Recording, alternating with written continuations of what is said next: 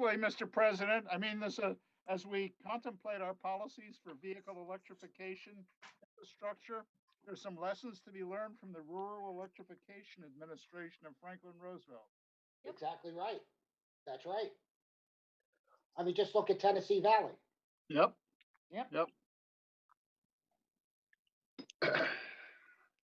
Well, I think it is 10 o'clock. So, Christine, I'm going to call the meeting to order. Sounds good. All righty. And Madam Secretary, would you please read the public notice? Thank you, Mr. President. Adequate public notice has been given pursuant to the Open Publics Meeting Act.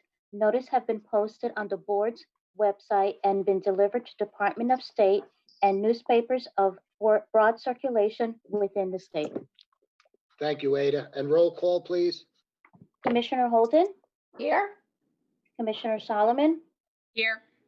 Commissioner Chivukula, Here. Commissioner Gordon, Here. President Fiordaliso. Here. And Ada, when is our next board meeting scheduled? Our next regular board meeting is scheduled for Wednesday, June 10 at 10 a.m. via teleconference. There will be no executive session today, and it's hard to believe that we're talking June, and we're still in the Zoom mode or telecommunication mode or whatever, and that more than 10,000 of our fellow citizens have died during the course of this pandemic thus far. And it's just sad every time you see the numbers, not only here in New Jersey, but throughout the United States. And as everybody says, we will get through it. And every day that passes, we get closer to that day of getting through it. I want to welcome everyone who is joining us today. And again, we're going to have the slides that you are able to view on your computer. So it gives you a better idea of what we're discussing and what agenda items we're on and so on. I do have a couple of other announcements to make. Join with me, please, in keeping in our thoughts Alice Bader. Alice lost her mom on Monday. She passed away, from what I understand, peacefully. And as you all know, Alice is our director of audits. And we just want her to know that all of the BPU is keeping her and her family in our thoughts. As you all know, too, Monday is Memorial Day. And it's that one day a year that we really honor those people who gave the ultimate sacrifice to maintain and hopefully to enhance democracy here in America. And I think the one thing in remembering these people who gave their lives, to honor them the best, in my opinion, is to remember that democracy is not free. It costs. And it costs each and every one of us to ensure the fact that we struggle to not only maintain the democratic process here in the United States, but to enhance it. And knowing that there are forces, domestic and international, that would love to see the democratic process here in the United States collapse. As I've said many, many times before, democracy is not a spectator sport. It's something that is serious. It's something that requires each and every one of us to work every day to maintain the freedom and to enhance the freedom that we have in this country. And that's the best way we can remember those who have died to maintain that freedom here in the United States. We will have a late starter today, and it's late starter A. In case some of you haven't seen it, we have added, and I'm talking to those who have dialed in, added a late starter, which will be addressed at the end of the regular session. This matter is related to certain protocols that are being applied due to the current health crisis. On March 27, 2020, the board voted to initiate a formal proceeding to examine whether New Jersey can achieve its long-term energy, clean energy goal and environmental objectives under the current resource adequacy procurement paradigm. And if not,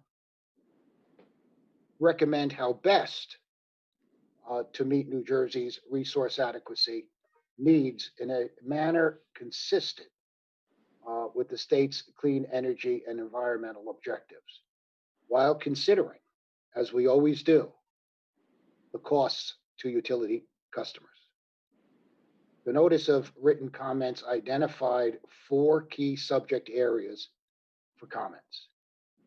Under each subject area, staff provided suggested topics for possible further discussion in the comments. Pursuant to the notice for written comments, staff asked for submissions by April 29th. But due to the health emergency, that deadline was eventually extended to today, actually, May 20th. I want to make everyone aware that we now have a page on the BPU website that is dedicated to this subject, which is titled Investigation of Resource Adequacy Alternatives. It can be found on the BPU website within the portal for our Office of Federal and Regional Policy. I just want to make everyone aware, and I hope folks do utilize our website, which we have been working on for a very long time and continue to work on to enhance it and make it more friendly, consumer friendly, and we're moving diligently toward e-docketing and things of that sort. So a lot of good things will be coming as we continue to move on here. And again, before I ask my colleagues if they have any comments, I again want to thank our staff. Our staff generally has worked diligently during these, I guess, almost 10 weeks now. I'm stupid. I haven't had my coffee in this stupid meeting. I'm sorry. That was unscripted, by the way.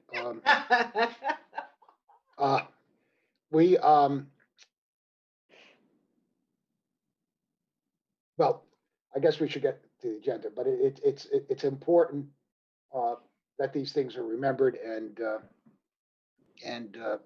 so on. Do any other of my colleagues have any comments that they would like to make before we go into the regular agenda? Mr. President. Yes. Mr. President. Yes, Bob. Bob Gordon here. Yep. I think it is also important to take note that we lost another friend of the Board of Public Utilities this week, and that is a longtime friend of mine, a former BPU commissioner, former state senator, Jerry O'Connor of Bergen County. He dedicated much of his life to public service, was universally liked, and was always a role model for me, and I know made a great contribution to the board, and we will miss him. Thank you, Bob. And as you know, I did send something out agency-wide regarding the commissioner's death. And you're right, he served between 1991 and 1993 on the Board of Public Utilities, and also for many years. How many years in the state Senate, Bob? Do you remember? I think it was just one term, but you know, he was a major force in Bergen County politics and public life, and just a delightful person. Yep. Well, thank you. Upendra, did you have something you wanted to say? Yes, Mr. President. I just want to express my heartfelt condolences to Director Alice Bader. Just like you said, I just want to express that. Also, May is National Electrical Safety Month. Before we leave May, I want to make sure that people know that most of us are working from home. So make sure you take good care of electrical safety in your homes and around. Good. Thank you for bringing that to our attention. And it is, you know, working from home. I can't believe, as I was starting to say, I guess before, that we're approaching June. And we've been at this working remotely for pretty close to 10 weeks. And it's amazing how quickly this time has just passed. And how well, and I'm going to repeat myself here, so forgive me, but how well staff has been working diligently to ensure the fact that the wheels at the BPU continue to turn.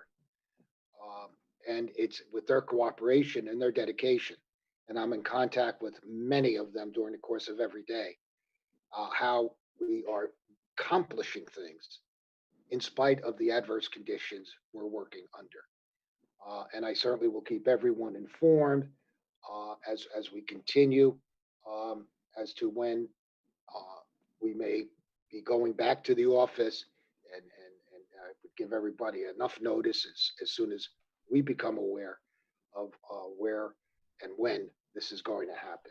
So I appreciate everyone's patience. I appreciate in particular not only the patience of my colleagues, but also of the staff in general, again, who have been working, everyone has been working as if we were sitting next to one another at 44 South Clinton. So again, I express my appreciation. Anyone else have any comments? Mr. President? Yes, ma'am. Mariana Holden. I didn't recognize the voice. My whiny little voice here.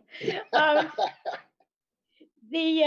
just want to recognize and thank the water utilities that we regulate. The New Jersey NAWC has put out notice to all their customers, particularly as the state begins to reopen, that there's a thorough flushing of systems that have been shut down. As time goes by, the chlorine dissipates in water that has been sitting in pipes.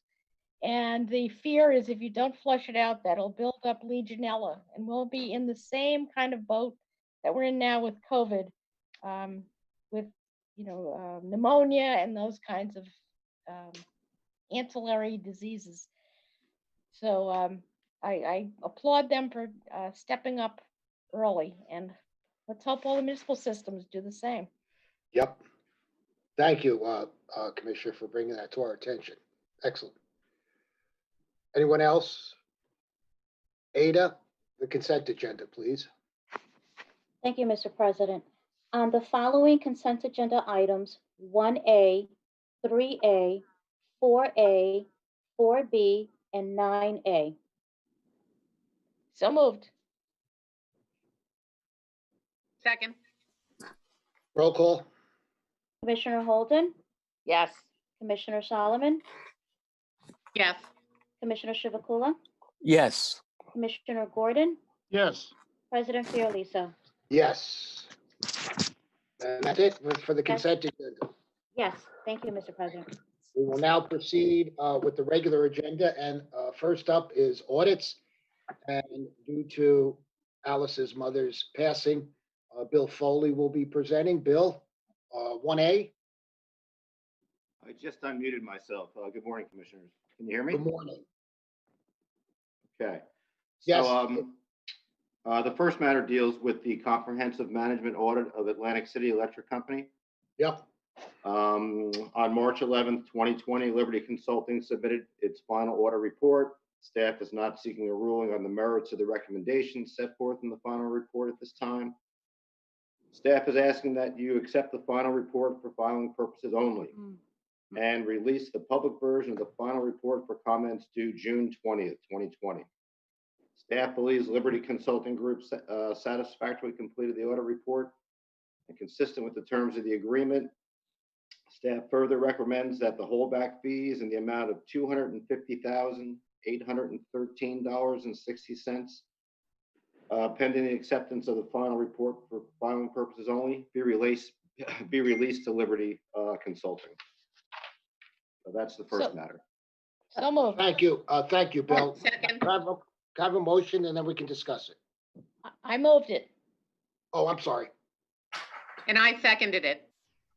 Thank you. Any questions? Any comments? Okay, roll call. Mr. President, the I item that, goof? no, the item that was just presented is Yes. not on the agenda. Yes, it is. Mm, It's it's 2A. mm, That Oh, was, it's listed twice? I didn't notice that. No, No. I think the item that Bill just presented was on the That's last. Oh, correct. I have, That is sorry. correct. Yeah. These are the ones Alice sent me. Sorry for that. Oh, I'm sorry. No, not my bad, Bill. No, I that's should have okay. picked that up and I did not.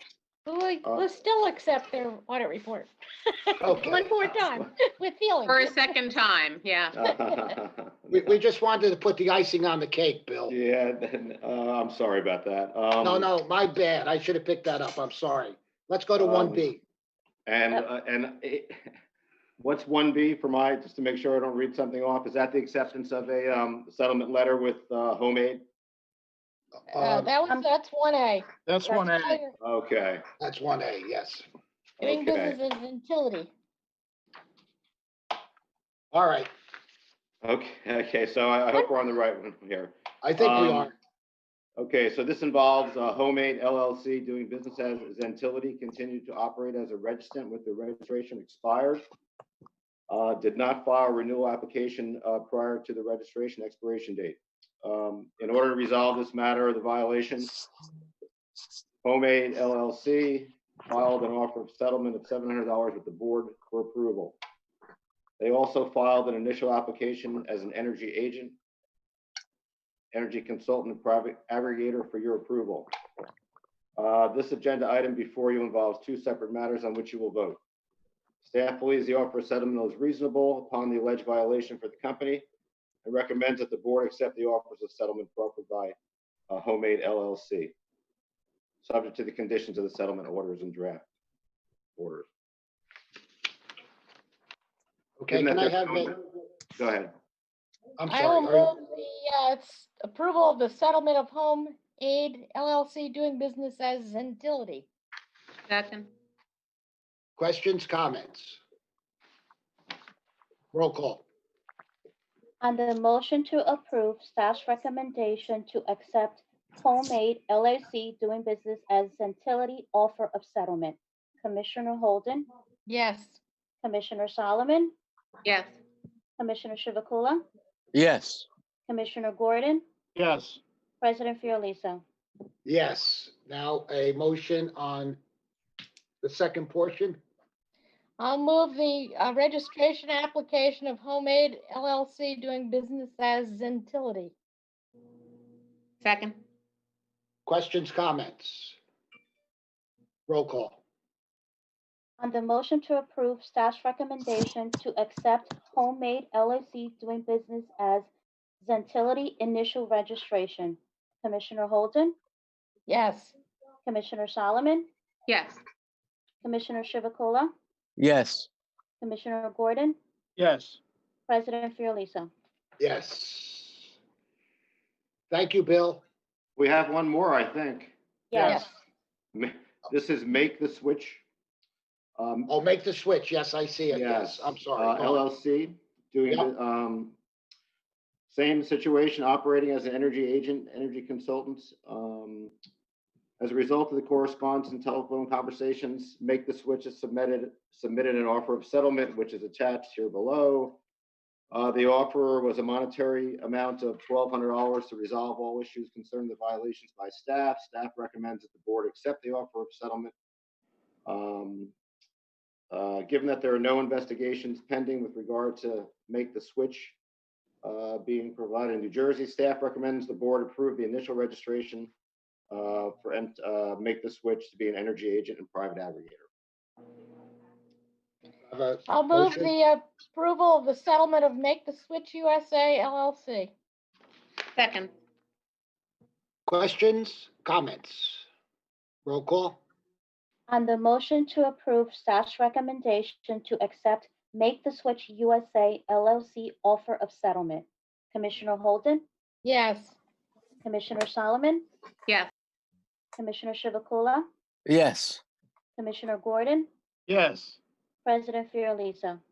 Yes. Now, thank you, Bill. Sorry for the confusion. That's my No, bad. no. One more. All I- right. I will move the registration application be accepted for Make the Switch USA LLC. Second. Thank you, guys. I'm having trouble with audits today for some reason. No, just off. It's the new voice. All right. Thank you. I got you. Commissioner. All right.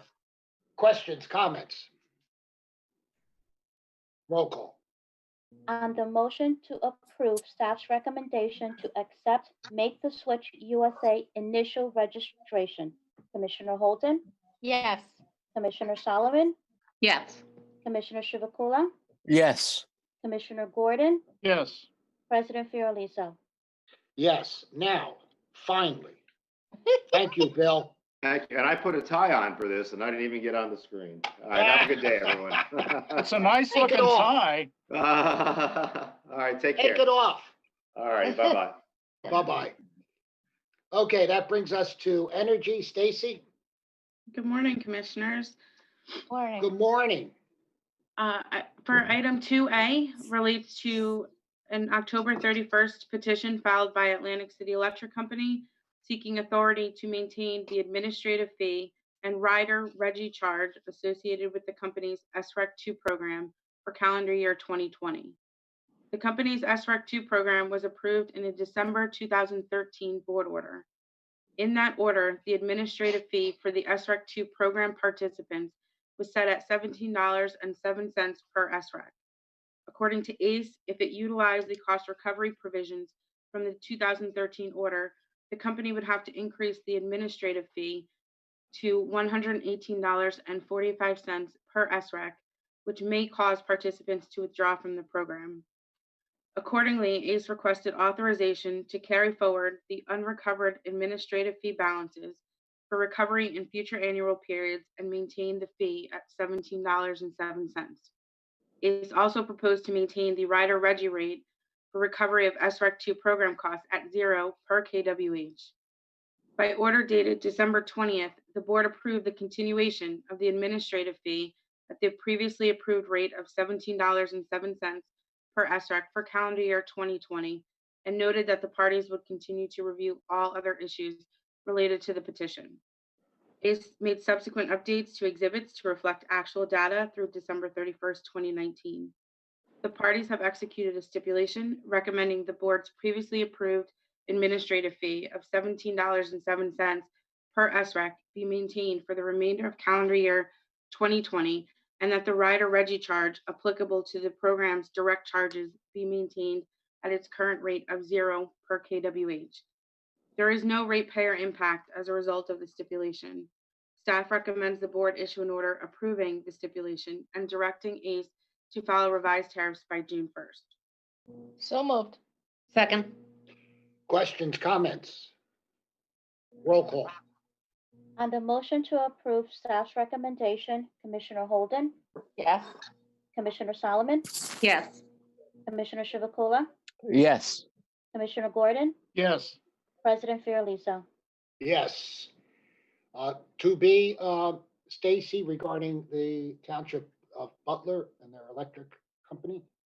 Correct. On February 1st, 2020, Butler Electric filed a petition for approval of a levelized energy adjustment clause for the period April 1, 2020 to June 30th, 2020. Specifically, Butler Electric requested approval to decrease its LEAC rate for services rendered on and after April 1st, 2020, to continue the current per kWh cap on the quarterly LEAC adjustments, and to continue to implement the LEAC quarterly adjustment rate mechanism as authorized by a 1987 board order. Following discovery, the parties executed a stipulation which recommends approval of Butler's request. As a result of the stipulation, the monthly bill of a typical residential customer using 1,000 kWh will decrease by $24.57. Staff recommends the board issue an order approving the stipulation and directing Butler Electric to file revised tariffs by June 1st. So moved. Second. That is quite a decrease. Yeah. And I'm sure at this time, with a lot of people suffering financially, it's a welcome sight to see something like this. Any questions, comments? I just want to say Butler Electric is one of the Public Power Association. And this is part, of course, just the part that's sold outside their border, but it's a very, very well-run little utility. Yes, it is. Any other comments, questions? Roll call. On the motion to approve staff's recommendation, Commissioner Holden, Yes. Commissioner Solomon, Yes. Commissioner Chivukula, Yes. Commissioner Gordon, Yes. President Fiordaliso. Yes. On 2C, Stacy, JCP&L Storm Recovery. Yes, on January 31st of 2020, JCP&L filed a petition seeking review and approval of the amounts included in the company's storm recovery charge deferred balance. As of December 31st, 2019, JCP&L's unamortized deferred balance, including interest, is now zero. In compliance with the company's 2019 SRC filing, JCP&L zeroed out the SRC rider rate as of December 1st, 2019. However, JCP&L over-recovered approximately $3.9 million, including carrying costs. In the 2019 filing, the company agreed to apply any net over or under-recovered SRC balance to the largest under-recovered component of its societal benefits charge, which is the remediation adjustment clause. The over-recovered balance was applied to the RAC by December 31st of 2019. With this being the final true-up of the rider SRC deferred balance, JCP&L also proposed to eliminate the SRC rider from its tariff. Following a review of the petition, the parties executed a stipulation resolving all issues. There is no bill impact associated with the stipulation. Staff recommends the board issue an order approving the stipulation and directing JCP&L to file revised tariffs by June 1st. So moved. Second. Questions, comments? Roll call. On the motion to approve staff's recommendation, Commissioner Holden, Yes. Commissioner Solomon, Yes. Commissioner Chivukula, Yes. Commissioner Gordon, Yes. President Fiordaliso. Yes. And 2D, Stacy, involving Good Energy and a request for a waiver. Yes, if it's okay with you and the commissioners, I'll present both items 2D and 2E together since they're similar. Each would Okay. require its own vote. Very So, good. On December 20th, 2019, Good Energy LP filed petitions seeking waivers from compliance with NJAC 14:4-6.4 and 6.6 as applied to the government energy aggregation programs for which it serves as the energy agent on behalf of the Township of Gloucester and the Borough of Somerdale. The Educational Services Commission of New Jersey partnered with Good Energy to provide GEA services for the programs. The regulations require the submission for review by board staff and rate counsel of draft bidding documents and draft public opt-out notices to customers. The regulations also require the submission of the authorizing resolution or ordinance and the final opt-out notices and executed contracts. The programs were initiated in 2016 and were extended in 2017 and renewed in 2019 without Good Energy submitting the draft bidding documents or draft public opt-out notice to staff or rate counsel for review. In addition, Good Energy failed to submit the required final GEA documents that the board's regulations require.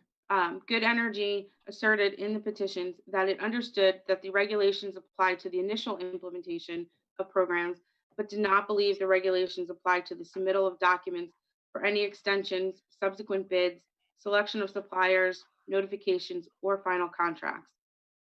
The petitions included final versions of the bidding documents and opt-out notices, and the executed contract related to the selection of the new supplier for the programs.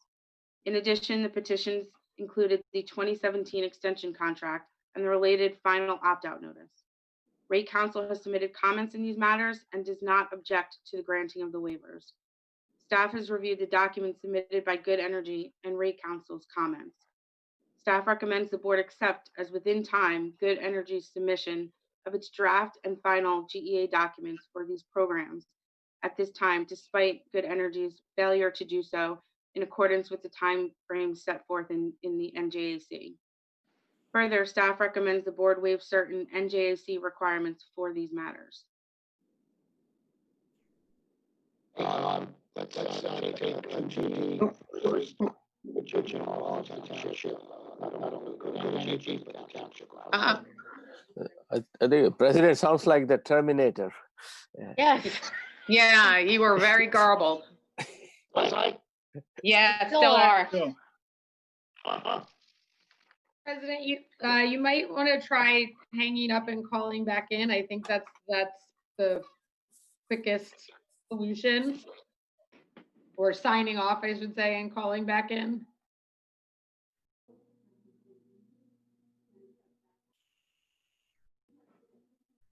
And it looks like he is. Is it any better? No. No. Okay. President, No. can you click out and then call back in?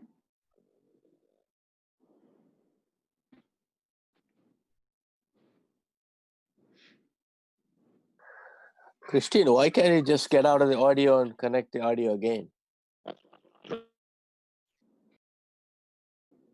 I think that's what he's doing. Yeah, I think that's what he's doing. I think he just signed out.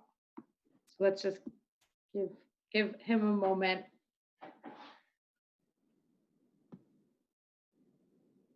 Any better?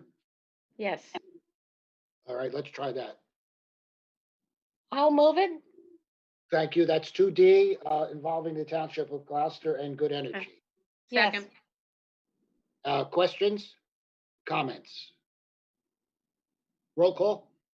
On the motion to approve staff's recommendation, Commissioner Holden, Yes. Commissioner Solomon, Yes. Commissioner Chivukula, Yes. Commissioner Gordon, Yes. President Fiordaliso. Yes. And 2E, do I have a motion? I will move the submittal for Summerdale. Second. Questions, comments? Roll call? On the motion to approve staff's recommendation, Commissioner Holden, Yes. Commissioner Solomon, Yes. Commissioner Chivukula, Yes. Commissioner Gordon, Yes. President Fiordaliso. Yes. And that brings us down to 2F, Stacy, and I think that's your last presentation, and then we go into FERC matters. Is that correct? Correct. At its October 31st, 2016 agenda meeting, the board directed that an RFP be initiated through the Department of Treasury to hire a consultant to perform oversight of the BGS auction process.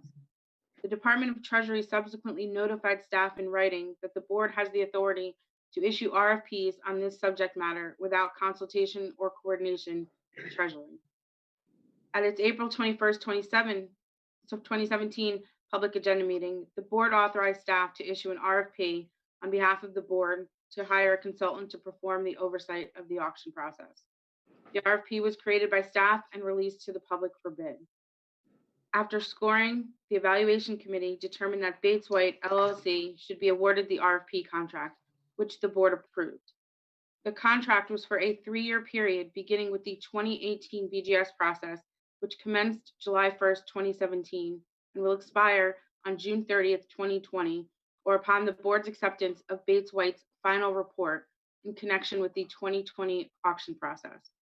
The contract between the board and Bates White provides that it may be extended for all or part of 3 one-year periods by mutual written consent of Bates White and the board.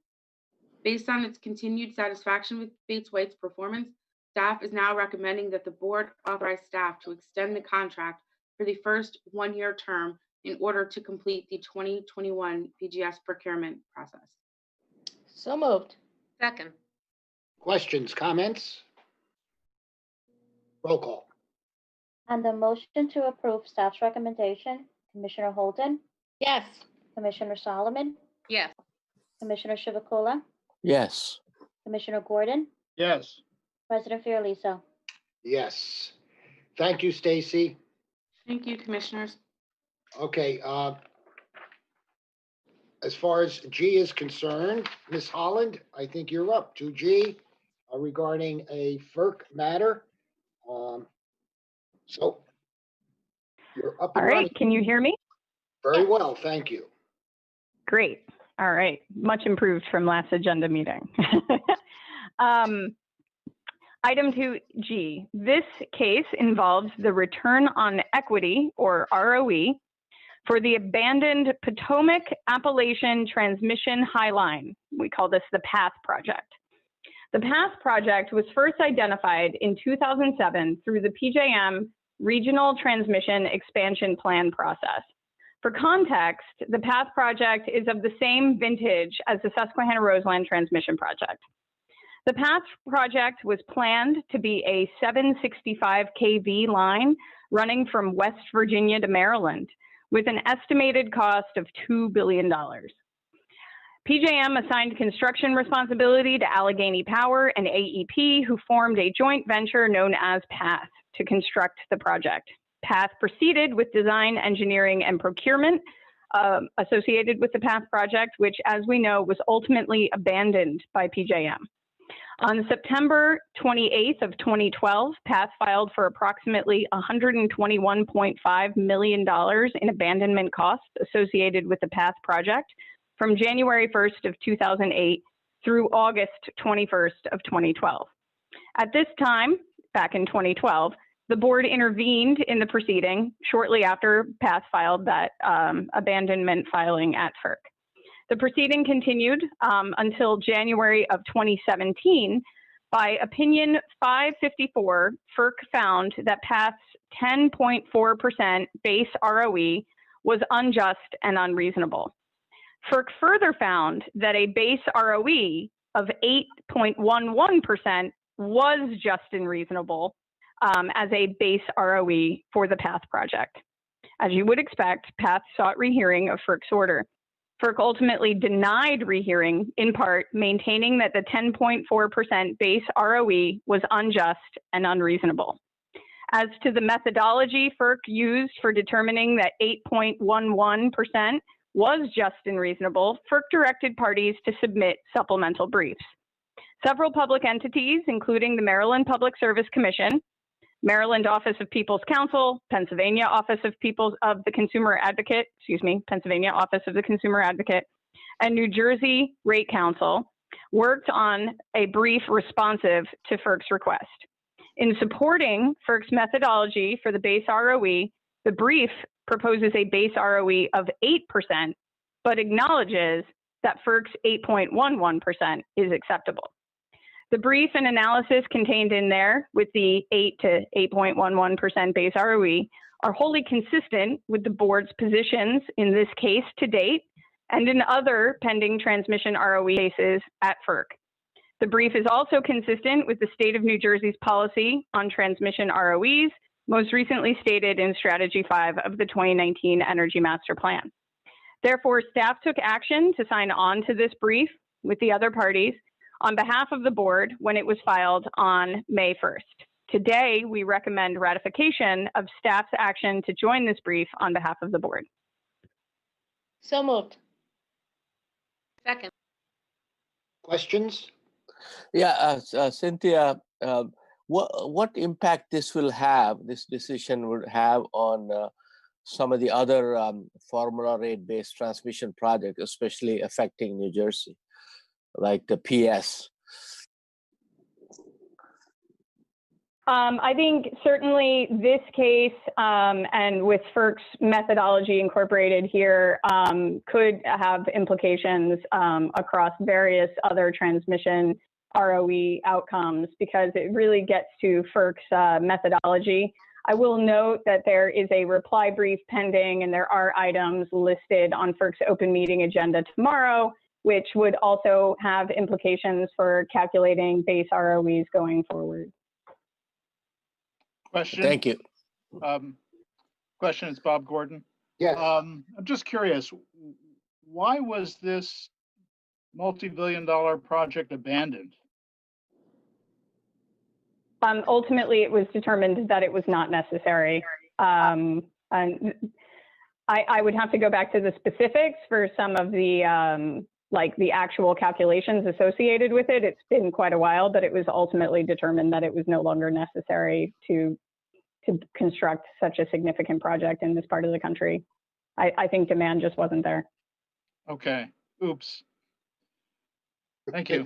it almost was an oops. Yeah, $121 million. Oops. Any other questions, comments?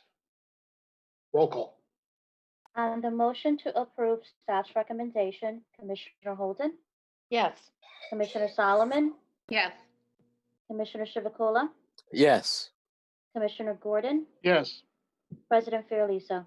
Yes, 2H, Cynthia, involving a possible carbon pricing technical conference sponsored by FERC.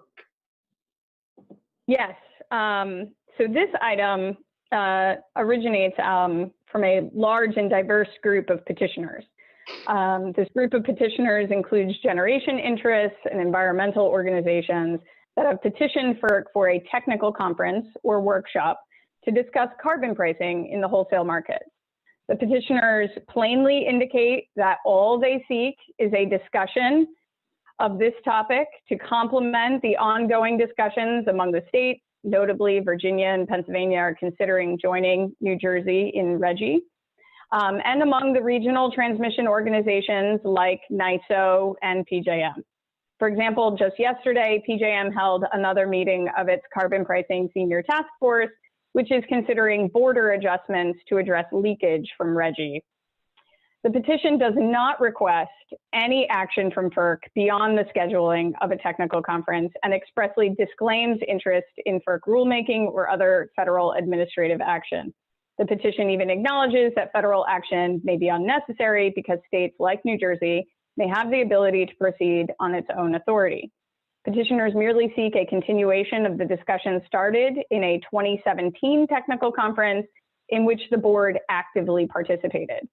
For these reasons, today staff recommends that the board intervene in this proceeding and jointly with the Department of Environmental Protection submit comments at FERC that support the petition and indicate a willingness to participate in the technical conference if it is scheduled. Thank you. So moved. Second. Questions, comments? Yeah, this is Commissioner Chivukula. I heard a presentation of by Mr. Rana from the NYISO, and they are using carbon pricing effectively to deal with the wholesale market. And I think, you know, for the future, for the clean energy master plan and all that, we need to make sure that come up with some kind of a mechanism like carbon pricing. That's my opinion. That is going to equalize solar, offshore wind, energy efficiency. All these different mechanisms can be treated in the same manner rather than picking winners and losers. Thank you. Any other questions? Any other comments? And of course, carbon pricing, Commissioner, as you well know, has been a debating point for quite a few years now. And it'll be interesting to see if FERC does follow through with this technical conference and so on, because I know. No, especially at the wholesale level, Yes. really is going to bring about savings to ratepayers. That's correct. And so we'll see how this all proceeds. Any other comments or questions? Roll call, Ada. On the motion to approve staff's recommendation, Commissioner Holden, Yes. Commissioner Solomon, Yes. Commissioner Chivukula, Yes. Commissioner Gordon, Yes. President Fiordaliso. Yes. To I, Cynthia, regarding an intervention with FERC. Yes, thank you, President Fiordaliso. I do want to start this matter by clarifying that staff's action in this docket was merely procedural. We'll return next month with a substantive recommendation for the board's consideration. As you know, this docket was initiated by a petition for a declaratory order that was filed at FERC by the New England Ratepayers Association, or NERA. In the petition, NERA is requesting that FERC declare its exclusive jurisdiction over net metering arrangements because, according to petitioners, net metering arrangements constitute sales for resale under the Federal Power Act.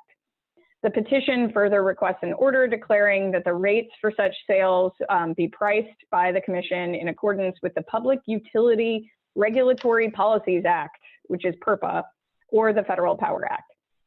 This matter is of significance to New Jersey because it implicates the board's long-established net metering program. Board staff isn't alone in being concerned. NARUC has indicated as many as 41 out of 50 states may be impacted. Given this interest and the public health emergency facing the country, NARUC requested an extension of time for the filing of comments. On April 30th, staff joined with various other parties from Connecticut, as well as the New Jersey Division of Rate Counsel, to comment in support of NARUC's motion for an extension of time. As I said, this is a procedural action. It's consistent with the board's positions on deadlines during these times. And ultimately, FERC did grant an extension of 30 days, making substantive responses due on June 15th. So today, staff is recommending that the board ratify the intervention and comments in support of the motion for an extension of time. Thank you. I moved it. Thank you. I didn't hear you. I didn't hear you. Second, yeah. Okay. Any questions? Any comments? Roll call. On the motion to approve staff's recommendation, Commissioner Holden, Yes. Commissioner Solomon, Yes. Commissioner Chivukula, Yes.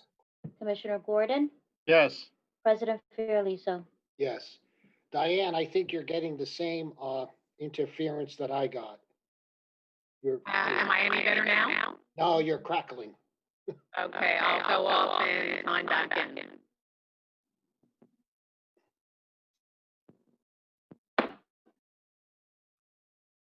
We'll wait for Commissioner Solomon to come back on.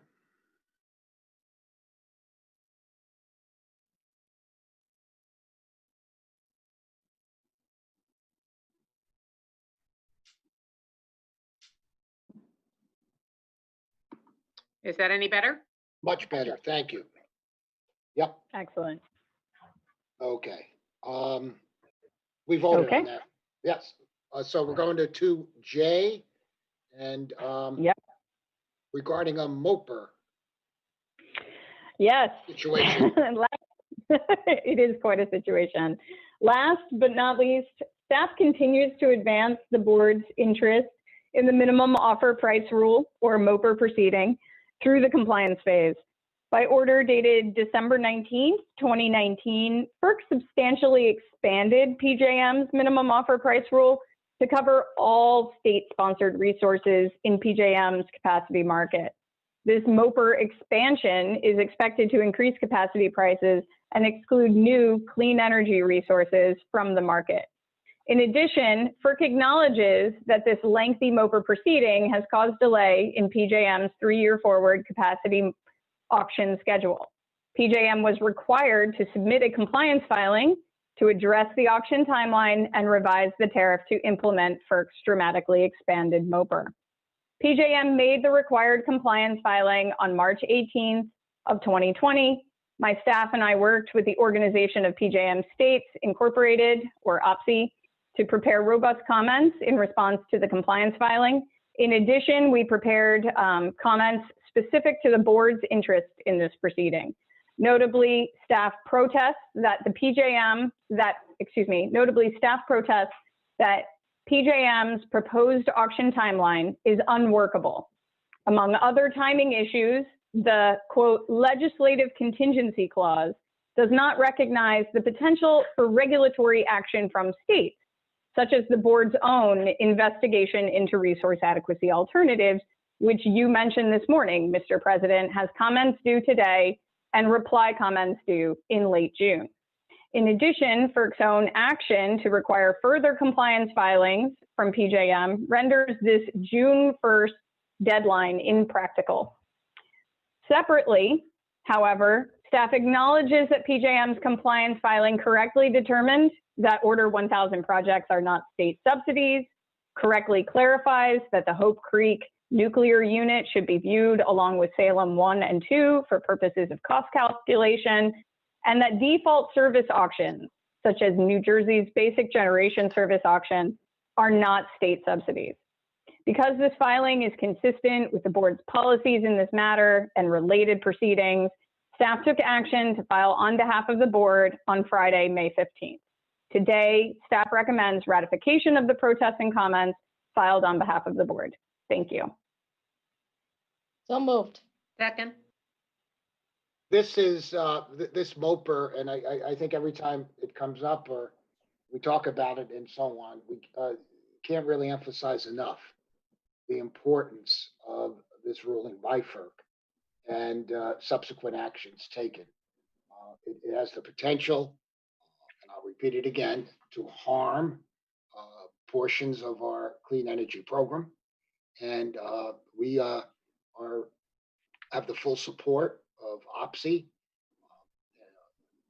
I think it was a unanimous vote to, first of all, request a rehearing, which was declined, and also to, as far as New Jersey is concerned, possible court action. And we've gotten support from states as far away as Kentucky, who doesn't get involved in offshore wind. Obviously, their coastline is very small, and that was a joke. But it is important to us, and these states that where the importance is not quite as much, look at it as more of a state rights issue, and where it's being dictated to the states how to supply their generation capacity and so on, which is up to this point been a state responsibility. So we keep on top of it, and we will monitor it and do, I think, what is absolutely necessary to protect New Jersey and our ratepayers. So, any other questions? Any other comments? Yeah, Mr. President, Yes. no, I agree with your comment. This is Upendra Chivukula. One of the things PJM mentioned, one of the briefings, that our nuclear units will clear. And recently I read an article from Utility Drive that talks about even nuclear units may not clear. So it really makes it so, this particular order is going to be so important. So we need to really, I want to say kudos to Cynthia and her team for keeping on top of this MOPR issue. Thank you. Yep, it's vital. It's vital. That's, So any other comments, any other thoughts, questions? All right, roll call, Ada. On the motion to approve staff's recommendation, Commissioner Holden, Yes. Commissioner Solomon, Yes. Commissioner Chivukula, Yes. Commissioner Gordon, Yes. President Fiorelliso. Yes, thank you, Cynthia. Thank you.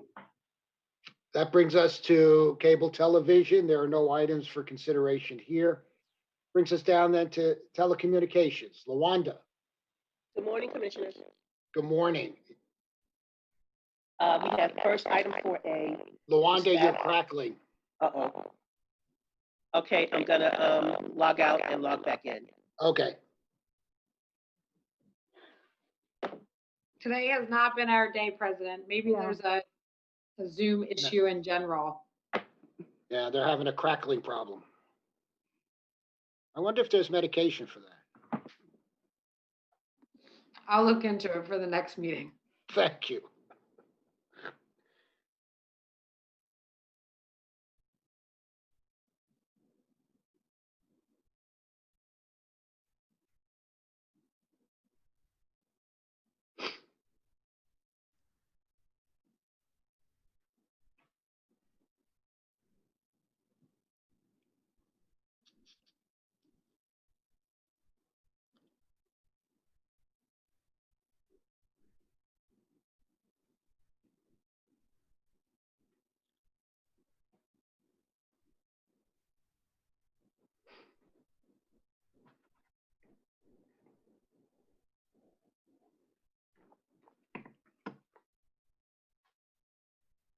Is that better?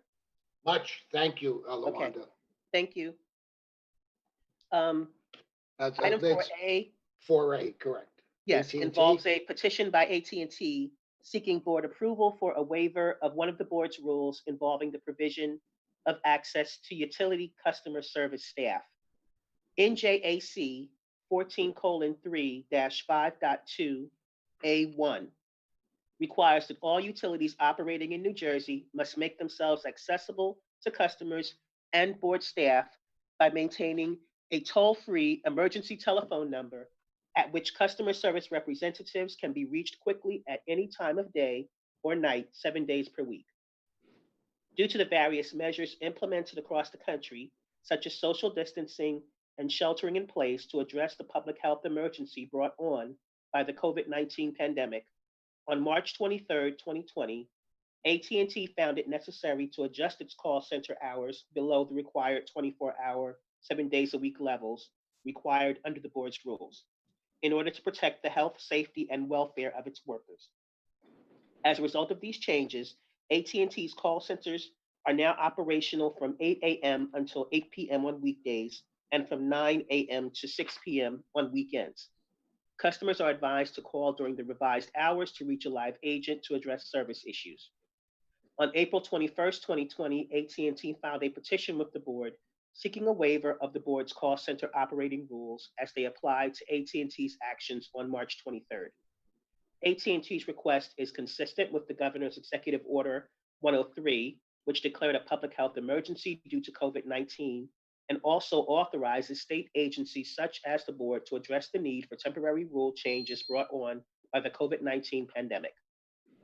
AT&T intends to return to full coverage when it is safe, reasonable, and practical to do so, consistent with the national and state emergencies, with full consideration given to the health, safety, and welfare of its employees. On May 7, 2020, the Division of Rate Counsel filed comments indicating they had no objection to the petition. Staff therefore recommends approval of AT&T's petition seeking a temporary waiver of the rules, with the provision that AT&T provide notice to the board within 24 hours of any changes in its current policy, including its return to its former customer service hours. So moved. Second. Lawanda, just one question. How will AT&T notify their customers of this? Have they? One? Yes, they indicated in the filing that, yes, they have sent out notices to their customers informing them of the changes in the hours. Okay, good. Any other questions, comments? Roll call, please. On the motion to approve staff's recommendation, Commissioner Holden, Yes. Commissioner Solomon, Yes. Commissioner Chivukula, Yes. Commissioner Gordon, Yes. President Fiordaliso. Yes, and that brings us to 4B, Lawanda, Verizon Service Policy Waiver Request. Yes, that's correct, Mr. President. 4B is exactly the same as the previous item 4A, where Verizon is seeking a similar waiver of the same board rule, which requires 24-hour access to customer services. Verizon also found it necessary to decrease its hours due to the exigencies caused by the COVID-19 pandemic in an effort to ensure the public health and safety of its employees. Verizon implemented changes to its hours of operation for its call centers on March 19th.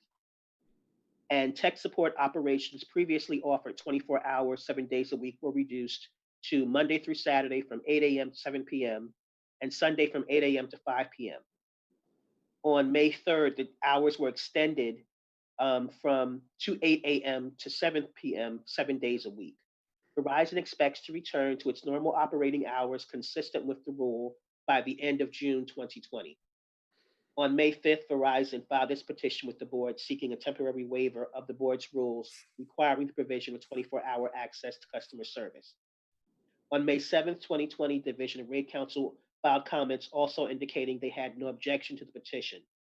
Consistent with the governor's executive order, staff recommends board approval of Verizon's petition, along with the same requirement that the board receive notification within 24 hours of any changes in the policy with respect to this matter. So moved. Second. And I assume Verizon notified their customers of these changes also. Yes. Thank you. Any questions, any comments? Roll call? On the motion to approve staff's recommendation, Commissioner Holden, Yes. Commissioner Solomon, Yes. Commissioner Chivukula, Yes. Commissioner Gordon, Yes. President Fiordaliso. Yes. And that brings us, Lawanda, to 4C, which relates to the governor's executive order 126.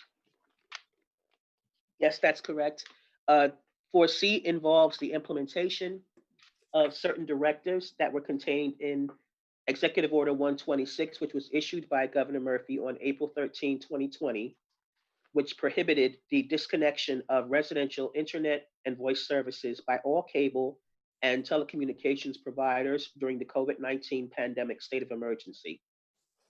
The executive order also allows for the downgrade of services through the reduction of internet speeds due to non-payment to mitigate the effects of accumulated balances for residential customers.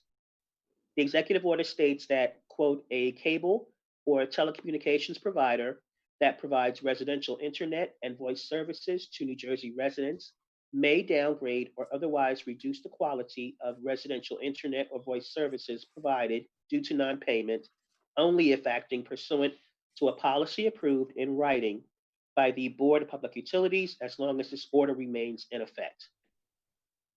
To address the implementation of this provision, the board staff issued queries to the state's incumbent cable TV and telecommunications providers, requesting that those seeking to implement such policies should submit them to the board for review. Thereafter, correspondence was received from two carriers, Comcast and Altice. While Altice submitted a summary of its current operations, including an option for customers to voluntarily downgrade services, Comcast was the only provider to submit a plan requiring a mandatory downgrade of internet services. Comcast's filing explained that its plan, titled the Xfinity Assistance Plan, automatically transfers delinquent customers into the plan, resulting in a reduction in their internet service speed to 25/3 megabits per second, along with continuation of their existing voice services at a reduced price of $14.95 a month. Comcast claims the plan allows customers who otherwise would have had their services suspended for non-payment to continue receiving broadband internet and current voice services without accruing large outstanding balances. Comcast maintains the reduced internet speed is sufficient for households to obtain access to services that enable residents to engage in work-at-home activities, distance learning, video conferencing, and other streaming services for news, information, and email. Altice's filing with the board confirmed its compliance with Executive Order 126 and described various measures implemented by the company in response to the COVID-19 pandemic, including expansion of its low-income internet program. As mentioned previously, while Altice will not disconnect customers due to non-payment, Altice will offer customers the option of choosing to take a downgraded 30 megabit per second internet service at a reduced cost of $14.99 a month as a way to assist customers in managing their bills that will be owed for services at the end of the period. Unlike Comcast, customers may also choose to retain their current level of service, consistent with the terms and conditions of the specific service package. On May 7th, 2020, the Division of Rate Counsel filed comments on both plans, indicating they had no objection if the board determined after its review that the policies outlined by the companies are in compliance with Executive Order 126. Rate Counsel, however, did express concerns on the effect of the plans in several areas. One, the impact of the proposed slower service on speed, the impact of the proposed slower service speed. Two, the treatment of data allowances or data caps. Three, policies regarding small business customers experiencing economic hardship due to the COVID-19 pandemic. Rate Counsel did receive information from Comcast regarding these issues. On the impact of the slower speeds on service, Comcast explained that they would not restrict the ability of multiple users on various applications such as Zoom for group video conferencing, and would allow up to 3 users online at the same time. On the other issues, Comcast noted that it had paused all data caps for its plans, and that it also offered a similar business assistance plan for small business customers experiencing hardships. Rate Counsel recommended that similar information on these areas should be provided by Altice. Staff has reviewed the submissions of both parties and recommends the board find the policies outlined are within compliance with Executive Order 126. Additionally, staff agrees with Rate Counsel and recommends that Altice provide the additional info on the areas noted. So moved. Second. Any questions, any comments? Yeah, President Lavanda, I asked this question in the briefing also. What if customers, because of the distance learning aspect of it, they find out that the speeds, lower speeds are not, they're hurting them? What recourse do they have? They contact the board? How do they deal with that situation? We have had some that have contacted the board, but we have not had many that have found the lower speeds to be inhibiting the activities. And so it appears that Comcast claimed that the lower speed is able to handle the increased activities, appears to be bearing up at this point. Right. You said Altice offers at 30 megabits per second. What speed is Comcast? I think it's much lower, right? Yeah. Comcast is actually 25. 25. Okay, Yes. Thank you. And Lawanda, as you're well aware, and I know you're very conscientious and dedicated to ensuring oversight as far as the telecommunication companies are concerned, because the cooperation has been, for the most part, good. In some areas, a little spotty, but for the most part, I think through your diligence and that of your staff in oversight, that they are following the Executive Order 126 right to the T, and that's important as far as the consumer is concerned. So I for one feel very confident with you and your staff doing this, and you at the helm doing it. So thank you. Thank you, Mr. President. My staff does continue to receive complaints and monitor complaints as well. So we are trying to keep a handle on the status of the customer services being provided. Right, and that's much appreciated, I'm sure, by the ratepayers. And our electric and water companies, gas companies voluntarily did certain things, which I continue to commend them for. And they are stepping up to the plate in big fashion. So that's certainly appreciated. Okay, if there are no other comments or questions, roll call. On the motion to approve staff's recommendation, Commissioner Holden, Yes. Commissioner Solomon, Yes. Commissioner Chivukula, Yes. Commissioner Gordon, Yes. President Fiordaliso. Yes, thank you, Lawanda. Thank you. That brings us to water. Mike? Good morning, Commissioners. Good morning, Mike. How's Mike? I'm well, thank you. How is everyone doing today? Well, we're here. Getting used to our new normal. Yeah, whatever that is. Hey, at least the dams are not breaking here. That's true. Yes. Otherwise, we would dispatch Holden to go out and put her finger in the dike. You have one item, Mike, 5A, regarding the township of Long Hill. Yes. On February 6th, 2020, New Jersey American Water Company filed a petition with the board seeking approval of the following. One, a municipal consent granted by the township of Long Hill, Morris County, the township, of ordinance number 450-20, adopted on January 22nd, 2020, to allow New Jersey American to provide wastewater service in the township, and two, to allow the expansion of New Jersey American's service territory to include wastewater service in the township. The municipal consent is necessitated because due to New Jersey American's acquisition of the wastewater system that was formerly owned and operated by the township.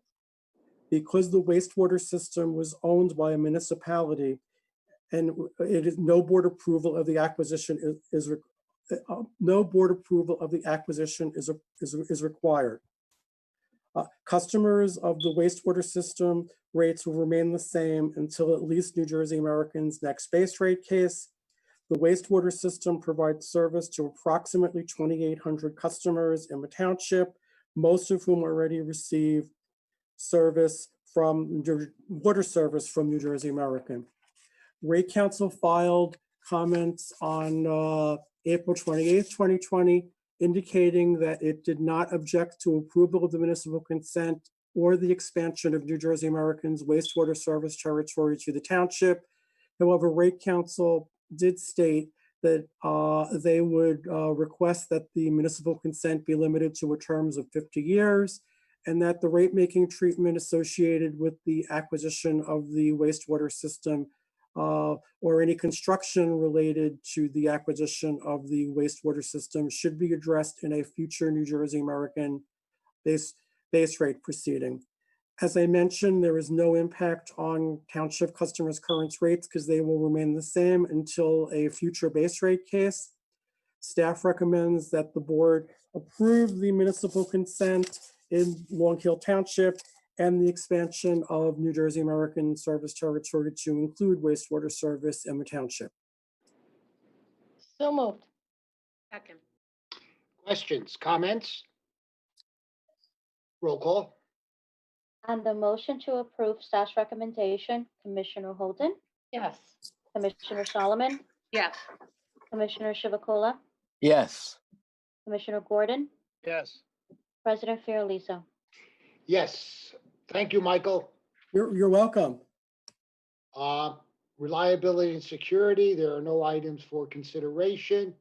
That brings us to customer assistance with a billing dispute. Julie, good Good morning. morning, commissioners. How are you? Good, how are you? I'm doing well, thank you. Good. This matter involves a billing dispute between Calarimi Cadillac Buick GMC and Jersey Central Power and Light Company. The petition was filed on September 3rd, 2019, and thereafter transmitted to the OAL and assigned to ALJ Barry Moskowitz. The petitioner Calarimi alleged that JCP&L incorrectly billed their account and stated that they were wrongly billed $34,240, and also claims that JCP&L changed their multiplier rate without notice.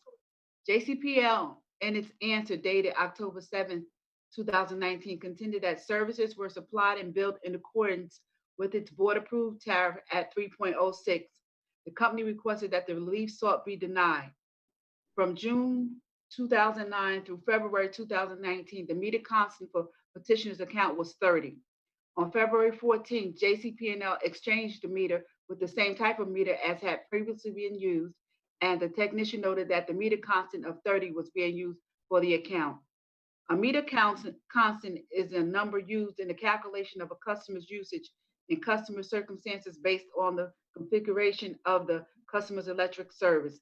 It is necessary when the amount of energy is too large to be registered on a meter display. To resolve this issue, current transformers are used to reduce the electric current before it enters the meter. On February 18, 2019, a meter work notification was created requesting that petitioner's meter be audited in order to determine the appropriate meter constant for the account, which was performed the next day. The audit performed on February 19th determined that the appropriate meter constant for the account was 40 based on the ratio used by the current transformers at the property.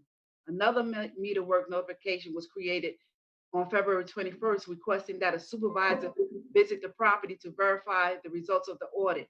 On March 6th, JCP&L visited the property and verified that the appropriate meter constant is 40. The meter was tested on March 25th, 2019 by JCP&L, was found to be within the accuracy parameters required by the board. On April 23rd, 2019, JCP&L informed petitioner that it would be rebilling the account due to the use of an incorrect meter constant for the account. The total adjustment for the period from March 2013 to March 2019 was $38,256. JCP&L issued a notice containing the charges due to the adjustment on April 29th. During the 6-year rebuild period, petitioner used third-party suppliers for his electric generation service. And in September of 2019, JCP&L issued an invoice itemizing the charges during the rebuild period for each third-party supplier, totaling approximately $34,000, and JCP&L's portion was approximately $4,400. In ALJ Moskowitz's finding and facts and conclusion of law, the ALJ denied Calaremi's motion for summary decision, and JCP&L's cross motion for summary decision was granted. No exceptions were filed. ALJ Moskowitz, in his initial decision, concluded that JCP&L may adjust the charges due to the company's failure to apply the appropriate meter constant for the 6-year period referenced in the tariff. Since Calaremi did not dispute the amount of the billing adjustment for the 6-year time period from March 2013 through March 2019, ALJ Moskowitz concluded that Calaremi owes this amount. The ALJ also concluded that nothing precludes the parties, as a matter of fact, from entering into a deferred payment plan. Staff has completed review and also discussed the matter with the Division of Energy and Reliability and Security, and recommends that the board adopt the initial decision. So moved. Second. Questions, comments? Mr. President, Yes, sir. Bob Gordon here. This matter raised some serious concerns for me. And while I'm going to support the recommendation of staff on this particular item, I think there's some broader issues here that I hope my colleagues will and the staff will think about. Boards such as ours were created to regulate monopolies, natural monopolies, to make sure that they do not exercise excessive power and excessive market power. And, you know, what we have here is a situation in which a utility made a mistake in pricing its product. Took a while for them to catch that. But when they did, they just said to their customer, okay, well, we made a mistake. You owe us more money. And there's just no accountability on the part of the utility. When I was a small manufacturer, if I made a mistake in pricing my product, well, I bore the brunt of that mistake. Here, the utility just gets to pass on, it doesn't bear any effect of its mistake. And I think I would ask my colleagues to join me in looking at our regulations to see whether there needs to be some changes in language and in process, so that if there is a mistake like this in the future, that if there's not a shared burden, the burden falls upon the entity that made the mistake. And so I would throw that idea out to my colleagues and staff. Perhaps there may be a need for some legislative changes. I don't know, but I would welcome the comments of my colleagues, both at the staff level and the board level. Thank you. Thank you, Bob. Anyone else have comments? In this particular instance, this is Commissioner Solomon, Julie, what was the difference in terms of the charge from what should have been charged to what they are now received as an increase? It totals out to about $475 per month underbilling. Underbilling, okay. Yes. Right. Significant. Yeah, but my question, Mr. President, is that the service was provided and the energy was consumed.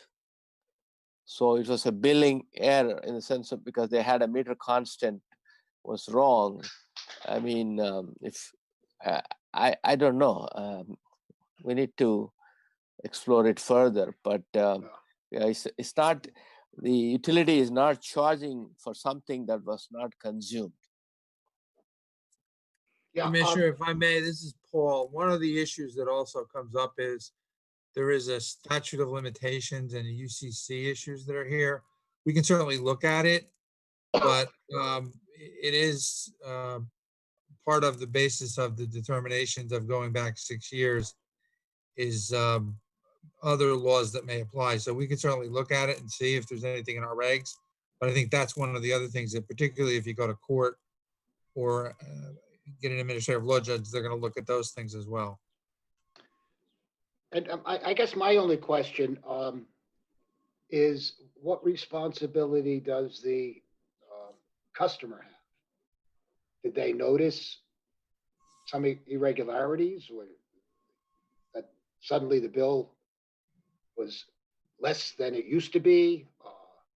And then if they did notice this, what responsibility do they have? Should they have contacted their supplier and so on? I had a personal situation with the, in Livingston, we have a water authority and we get billed quarterly. And I was noticing quarter after quarter, the same amount was on my bill, exactly the same. Well, obviously there's something wrong. Obviously, I can't be using exactly the same amount of water every single time that I get a bill. So I called the authority and I said, something's wrong here. Why is my bill constant? And indeed, the meter had broken and they had to put in a new meter. So I guess my point is, what responsibility does the customer have? What responsibility does the supplier have? And in my case, I asked the water authority, I said, how much do I owe you in back water? They said, well, it was our fault as far as the meter was concerned. So in that case, they didn't charge me anything. But as Paul mentions, you know, there is a statute and so on. But yeah, if we could take a look at it just to see if there's anything that can be done to help the consumer in a situation like this.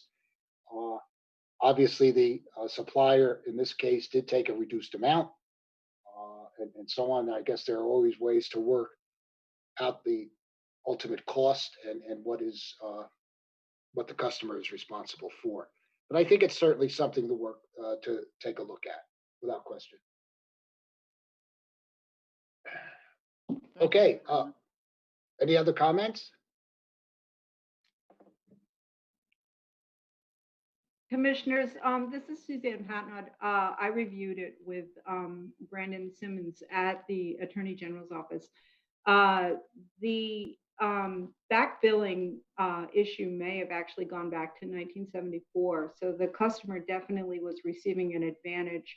And the individuals who seem to be most disadvantaged here were actually the third-party suppliers, because the bulk of the money was owed to them.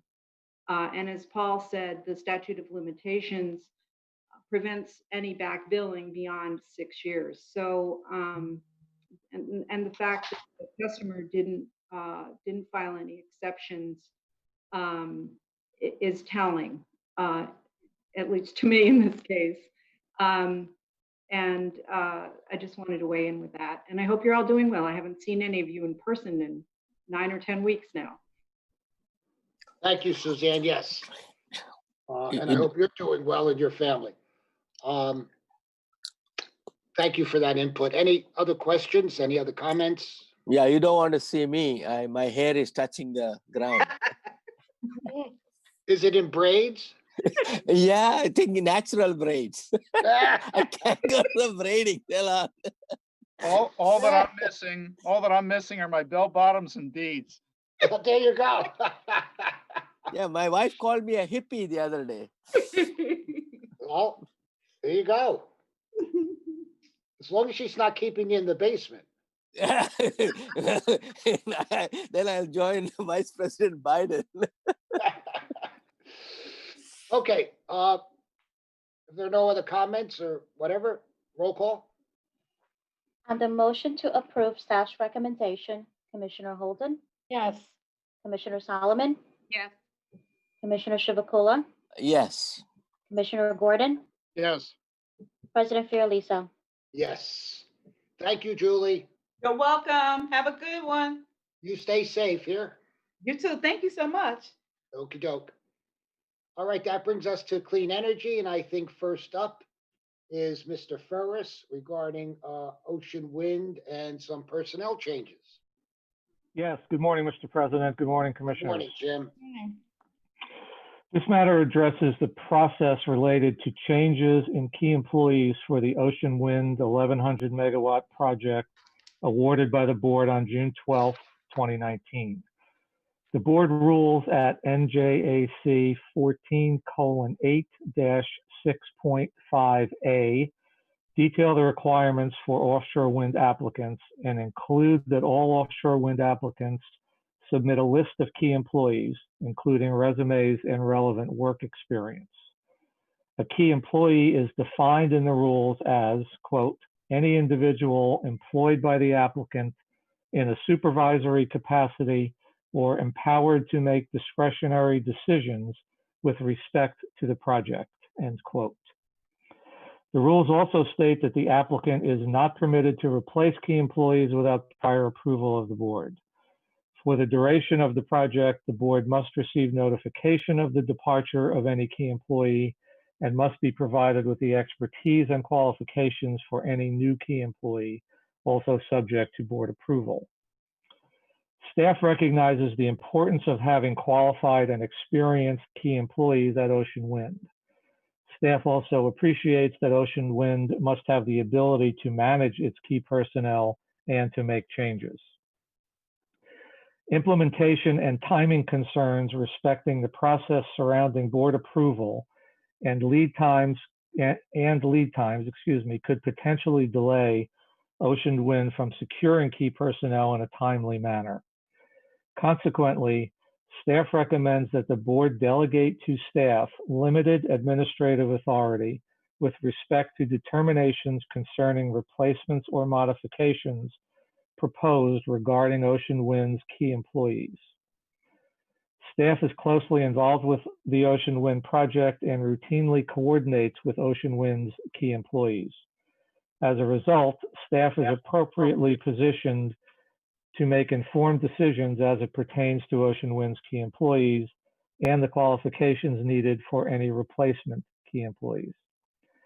Staff does not intend to limit or become deeply involved in Ocean Wind's hiring decisions, but rather to confirm that the project's key employees conform to the board's rules at NJAC 14:8-6.5A 1, subsections 1 and 2. Staff recommends that the board authorize board staff to exercise limited delegated authority as described above with respect to NJAC 14:8-6.5A1 subsections 5 and 6 for the project. So moved.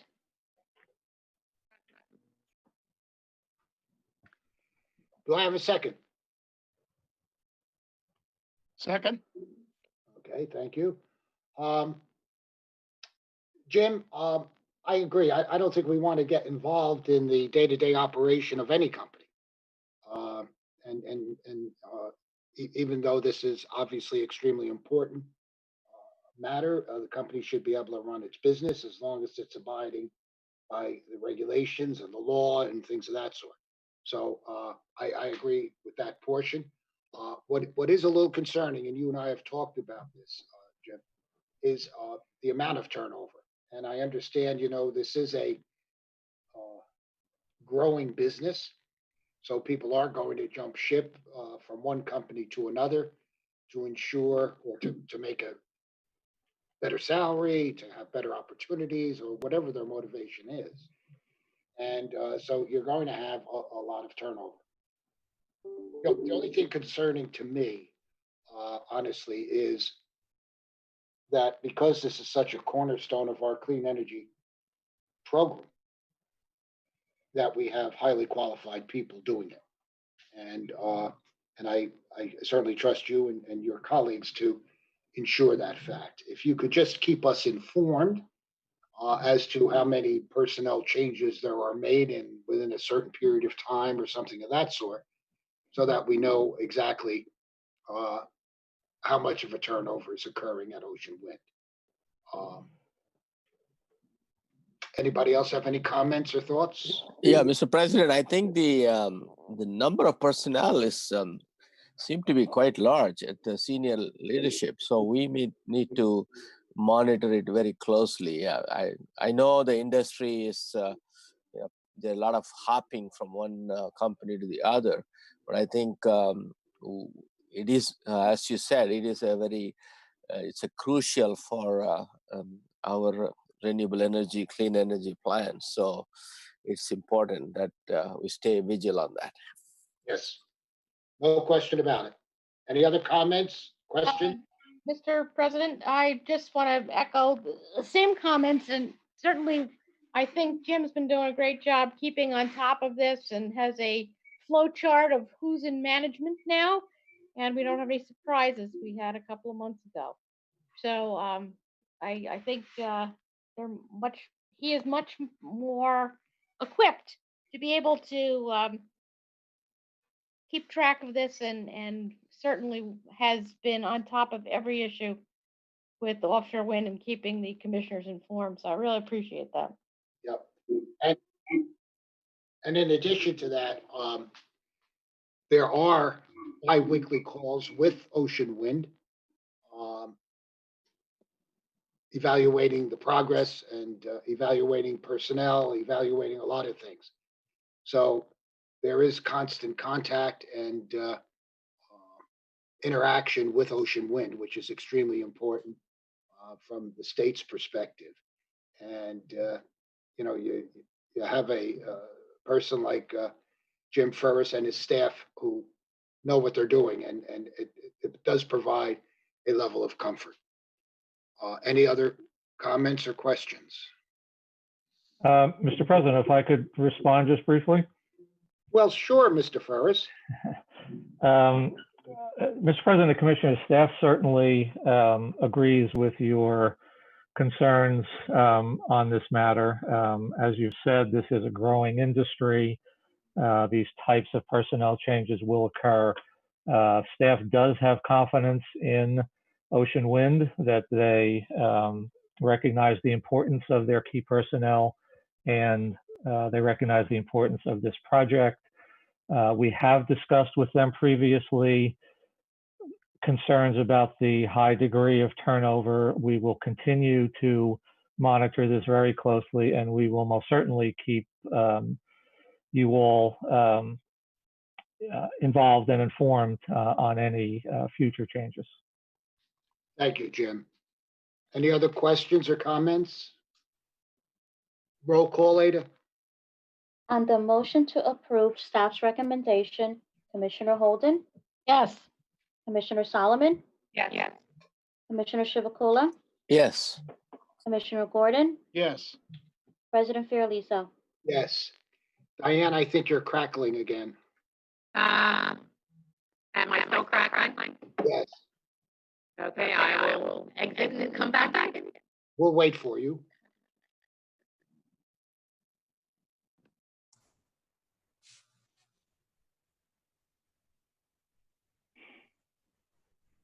Thank you, Jim. You're welcome, sir.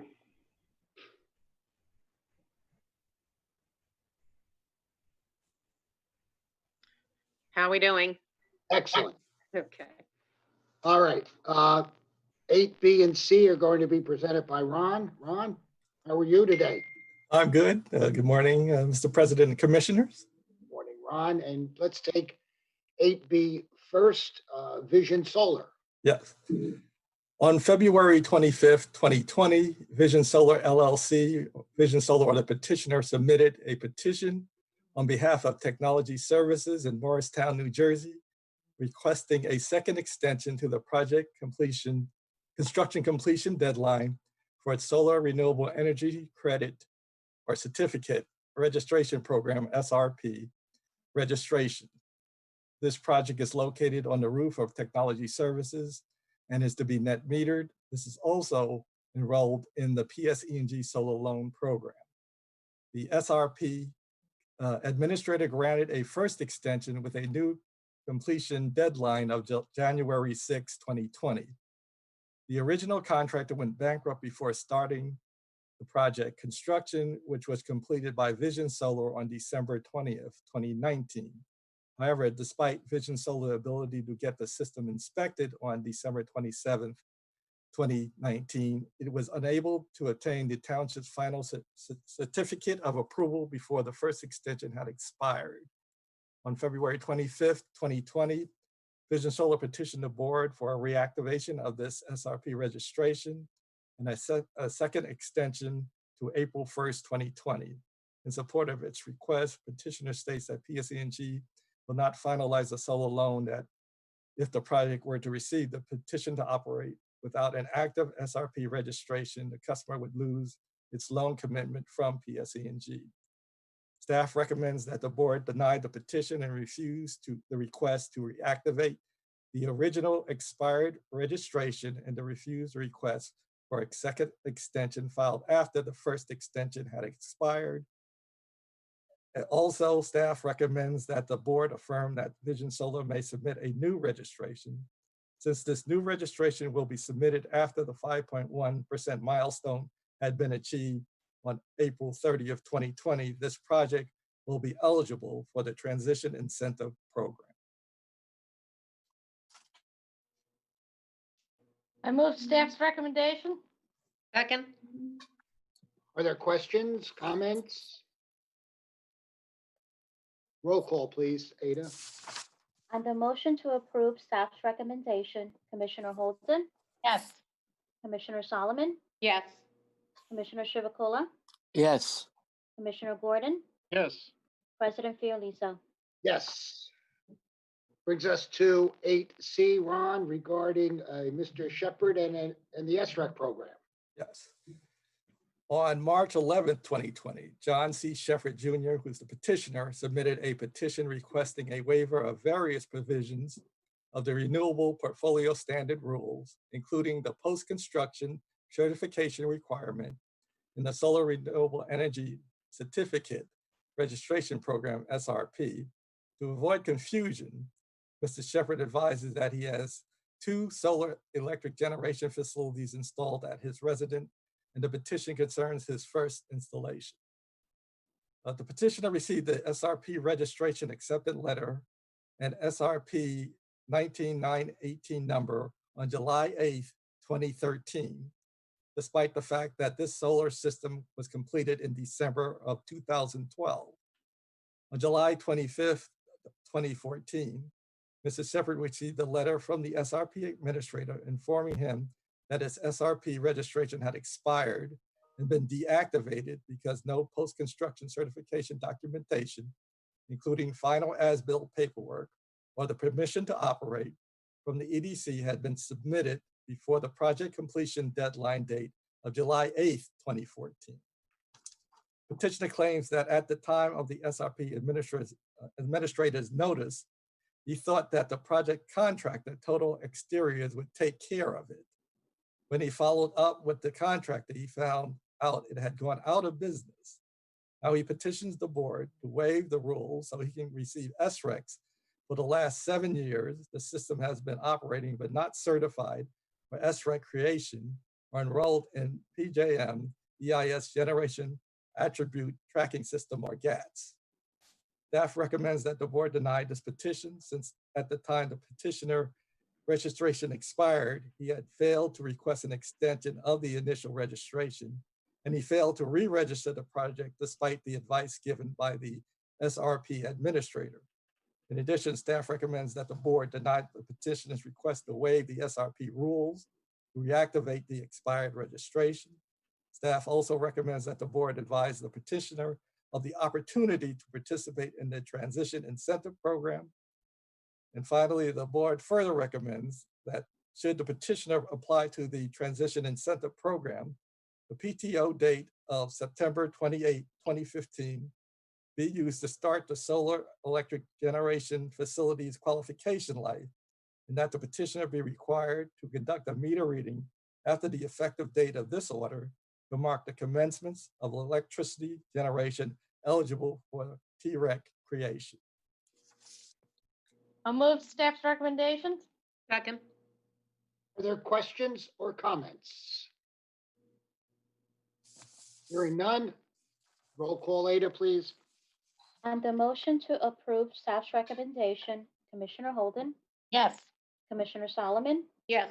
Commissioner Chivukula, Yes. Commissioner Gordon, Yes. President Fiordaliso. Yes. Thank you, Ron, and stay safe. Okay, thank you. And that brings us to 8D. Mr. Hunter, you're presenting Mr. President, Commissioners, our partners. how's everyone? And I had the crackle yesterday, so how do I sound today? Oh, you sound beautiful today. Awesome. On January 15, 2020, Dakota Power Partners filed a petition for rulemaking to change the renewable portfolio standard rules at NJAC 14:8-2.5. The eligibility criteria for energy to qualify as a Class 1 renewable energy certificate. Dakota is a developer of large-scale renewable energy projects, which purports to have approximately 1,000 megawatts of solar capacity proposed for construction in New Jersey and submitted in the PJM interconnection queue. The petitioner seeks to change the current RPS rules to enable any solar energy that is generated within or delivered into the PJM region to qualify for a New Jersey Class 1 REC. According to the statute governing petitions, the agency must act on the petition within 60 days by either granting the petition and initiating a rulemaking, denying it, or referring the matter for further deliberations for 90 days. On March 9th, the board referred the matter for further deliberations. Notice of this action was published in the New Jersey Register on April 6, 2020. And based on these deliberations, staff recommends that the board grant the petition and initiate rulemaking without taking any position on the merits of the petition. So moved. Second. Are there any questions or comments? Roll call, Ada. On the motion to approve staff's recommendation, Commissioner Holden, Yes. Commissioner Solomon, Yes. Commissioner Chivukula, Yes. Commissioner Gordon, Yes. President Fiordaliso. Yes. Thank you, Scott, and you stay safe. Thank you. You too, sir. Thank you. That brings us to the miscellaneous item that is going to be presented to us by Mr. Walker. Actually, two. 9A, regarding an RFQ. Tom? Good morning, sir. Good morning, commissioners. Hope everybody is doing well. Yes, and I hope you are also. Thank you. Yes, item 9A is referring to an open docket in the matter of the exploration of gas capacity and related issues. This is a continuation of direction to staff from February 2019, and was also a continuation of stakeholder comments that were received.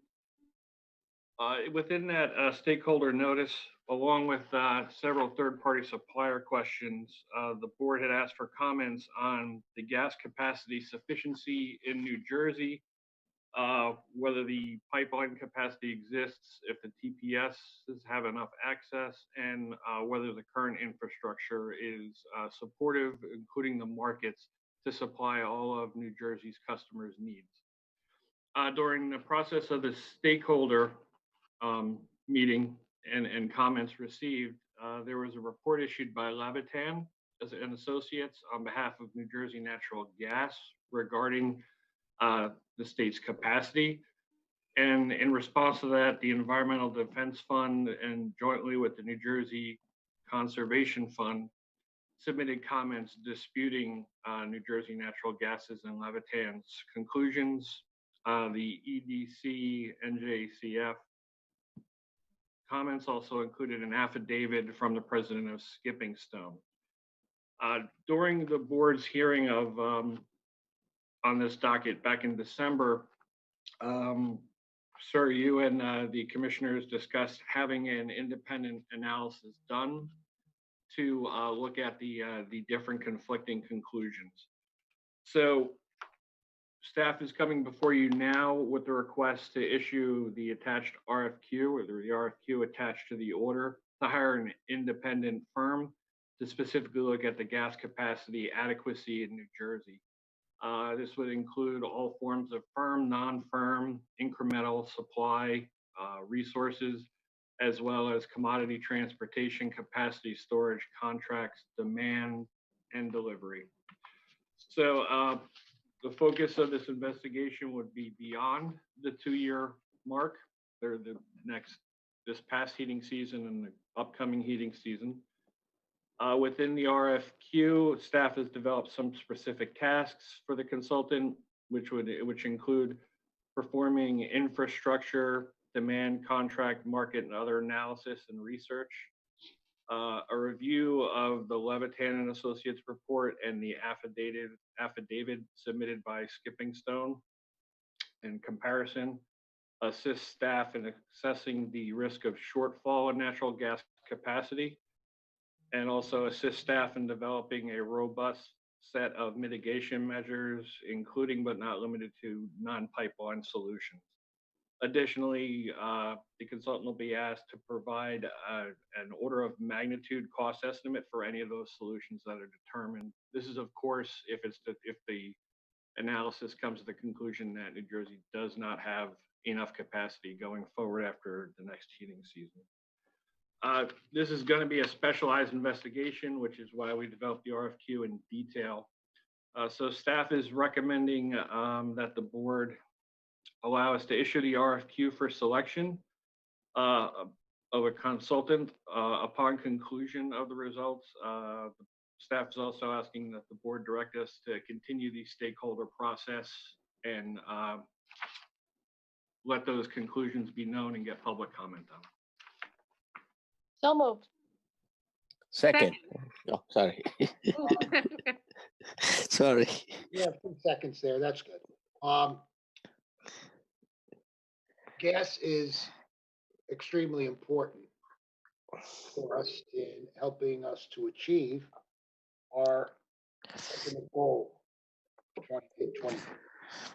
And we've been getting, as you mentioned, Tom, conflicting assessments as far as gas capacity and supply is concerned. And this is the reason why we'd like an independent contractor or a consultant to really delve into this and give us an accurate estimate of gas supplies and projection of what might be necessary in the future. So this is very important to the state in general, and something that we have to, in my opinion, proceed with, so that one day we don't wake up and we have no gas. And that has happened in other states, and we don't want that to happen here. So we're staying on top of it. Any other comments, questions? Yes, Mr. President. Tom, I forgot to ask you this question. Is it possible to look at the potential for biogas also? I don't know, there is a projection of biogas using the existing pipelines and all that. So I don't know, it's an ancillary question. Yes, sir. I would view that as potentially one of the solutions if it appears that there will be risk to New Jersey's resource needs. But the focus of the investigation itself will be on the traditional delivery and transportation of natural gas into and throughout the state. But as I indicated, and as you're suggesting, biogas could be considered one of the solutions. Any other questions, comments? Roll call, Ada. On the motion to approve staff's recommendation, Commissioner Holden, Yes. Commissioner Solomon, Yes. Commissioner Chivukula, Yes. Commissioner Gordon, Yes. President Fiordaliso. Yes. And Tom, that takes us to 9B. And we're taking one vote on this, is that correct? Yes, that's correct, sir. Okay. The floor is yours. Thank you, sir. I am back before you about the Zero Emission Certificate Program, or ZEC. We're presenting the board today with staff's final recommendations on the forward processes. Before getting into it, I would just like to say that staff and myself appreciate the extensions you granted us. The items we're going to discuss here, we thought it very important to hammer out and make sure we had everything locked down. So the extra time was definitely beneficial. So on July 10th, 2019, the board agreed with staff that there were certain aspects of the ZEC program required under the Act that would benefit from a stakeholder process to solicit comments from the community, everybody involved in the nuclear units and the ZEC program, including the energy markets. The outlying things that we had to discuss for the Act and get comments on were logistics and parameters of a dry cask study. Essentially, the revenue information that should be submitted to the board annually by the selected units to make sure that the money's being issued, or the ZECs and credits being issued for fuel diversity, resilience, air quality, and other environmental attributes by the units were not being double counted due to other subsidies. A definition of near full capacity, a timeline for and submission schedule for applications for the second eligibility round of this, or second eligibility period for ZECs, the basis on how much or how, under what circumstances the board might modify the ZEC charge as allowed by the Act, and parameters of a 10-year study about the program's efficacy. Our stakeholder meeting was held on September 4th of 2019, and we received multiple comments from multiple parties. Summary of those comments are listed in the order. So staff is making the following program requirement recommendations on each of those items, which I'll go through now. Regarding the second eligibility period process, the current eligibility period ends on May 31st of 2022. Based on our interpretation of the Act, the board will have to basically determine and rule on any applications for the second eligibility period by April 30th of 2021, so less than a year. From the comments received from the stakeholders, as well as comments from commissioners, staff at this point is recommending that the next eligibility period be handled as if it is a full procedural process. We've outlined a schedule an overview schedule in the order, which would include applicant submitting notice to or intent to file by July of 2020, applications due in September, along with requests for intervention. Let me see, November and October of this year, or October, November this year, discovery and written comments on the applications. Staff issuing preliminary findings on the eligibility of applications this December. January of next year, written comments on staff's findings will be accepted. Public hearings as well in January of 2021 on the applications. Final discovery through February. Evidentiary hearings in February of 2021, and then initial and reply briefs. So we're opening this up to full transparency and an opportunity to debate different comments and different analyses from all parties involved. Secondly, we're addressing the ZEC change modification. Staff is recommending initially that a qualified consultant be engaged to assist with this. Staff's recommending that the analysis be done utilizing forecast data relevant to the next eligibility period, and the data should include all operating expenses, planned capital improvements, hedges, out-of-market revenues, and any other information that we determine as we're going forward is necessary. The analysis of whether the ZEC charge should be modified should be based on whether a unit is projected to cover its costs and risks or its risk-adjusted cost of capital, just as it's defined in the Act for the eligibility of a unit. We also believe that this analysis should be done concurrently with the review of any applications for the second period. For the definition of near full capacity, staff is recommending that for a given energy year, near full capacity should be the maximum output of the unit averaged over the last 3 years with a 5% variance below that. This would not include things such as refueling outages or PJM curtailment orders. The actual generation for the year, each year should be provided to the board, every 30 days after the close of that energy year. And any explanations or an explanation of why the unit might not have met that near full capacity requirement will be necessary.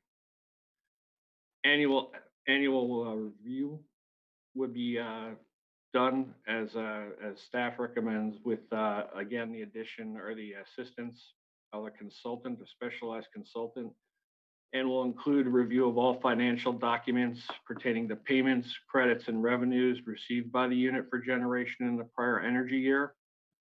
Additionally, we're recommending that original application data pertaining to information must be updated from forecast to actual. So actuals received this year, actuals received during the next energy year, to assist us in our review and ensure that there's no double payment. The revenues will include federal and state subsidies, including taxes, all PJM market revenue, including analysis of energy markets, attributed to the entrance in RGGI, which isn't a hard number, but staff believes that we can infer a benefit and monetary benefit from inclusion. Any other market and direct sales revenues, going forward costs from wholesale markets, costs of buying back market obligations, as well as bilateral contracts for output and direct hedges, effects of profitability based on the operations of unit, including intrinsic and or extrinsic values. This information should be submitted 30 days after the closing of the energy year, and staff will present its preliminary findings of their review of the annual revenues to the unit by December of that year. Regarding the dry cask study, staff recommends that the units receiving ZECs engage a qualified consultant to review dry cask storage systems and analyze any improvement methods and procedures developed since their initial construction, utilization of all codes and facilities, and also include NJDEP. in those analysis and submit their reports to the board. Regarding the 10-year program evaluation, staff foresees the study as a full review of the financial performance of the units. Again, we're recommending that this really be looked at once the initial eligibility period is completed. So we're keeping this as a placeholder. And after the first eligibility period, we can set proper parameters with 3 years of historical data. The other thing attached with this order is the ZEC application itself. The original application included everything we could think of, everything we thought was important. During the first eligibility analysis, we realized we missed a few things. There were also a lot of things that we requested that turned out to be not as crucial or necessary to the determination. So staff, along with Levitan, has developed a revised application, which we would like the board's permission to submit for public comment, and then bring it back to you in July for final approval, along with a procedural schedule, a detailed procedural schedule going forward, and recommendation for a presiding commissioner. So all that said, I know it was boring and dry. I apologize for that, but staff is asking the board to approve the forward program requirements as I described above and as are detailed in the order, and also direct staff to solicit public and stakeholder comments on the revised application. So moved. Second. Are there any questions? Are there comments? Yeah, Mr. President, Tom, this is much different than the first round. Because first round, I don't think have we looked at actual throughput. The analysis itself will be similar, sir. First round, we looked through historical and forecast. Second round, we're more looking at forecast as directed by the Act itself. But we will be looking at updated data from any of the units that are currently receiving ZECs. The only, I would say the most significant change in this evaluation period versus the original would be the process itself. In other words, the full open process and stakeholder process and procedural process. How about environmental attributes? Are we looking at that in this time? Yes. As with the original application, the revised application also requests an analysis and input on what environmental benefits these units can provide. Okay, thank you. Any other questions, comments? Hearing none, roll call, Ada. On the motion to approve staff's recommendation, Commissioner Holden, Yes. Commissioner Solomon, Yes. Commissioner Chivukula, Yes. Commissioner Gordon, Yes. President Fiordaliso. Yes. Thank you, Tom. Stay safe. Okay, thank you. All right, that brings us to late starter A. And who's going to present that? It's a COVID-19 issue. Yes, Mr. President, Bob Bradston here. Good afternoon, commissioners. Good afternoon, Bob. So this matter should go pretty quickly. We're getting crackling from you. Okay, let me restart here. We're not going anywhere. We'll wait. How about now? A little less, I think, but continue to talk.